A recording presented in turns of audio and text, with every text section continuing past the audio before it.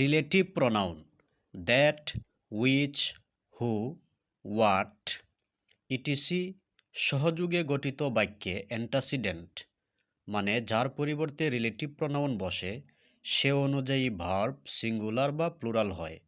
যেমন it is I who be responsible.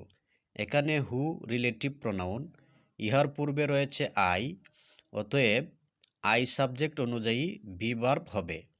I এর সাথে আমরা জানি সবসময় প্রেজেন্ট টেন্সে বি এর পরিবর্তে এম হয়। They are the boys who read in class 6। এখানে হু রিলেটিভ প্রোনাউন, ইহার পূর্বে রয়েছে সাবজেক্ট দ্য বয়েজ, অতএব হু হচ্ছে দ্য ভয়েসের পরিবর্তে রিলেটিভ প্রোনাউন, অতএব ভার্ব হবে দ্য ভয়েস প্লুরাল। রিড ভার্বের প্লুরাল হচ্ছে রিড, মানে ভার্বের সাথে এস হবে না। দিজ আর দ্য ডেটস, এই খেজুরগুলো, which be imported from Saudia.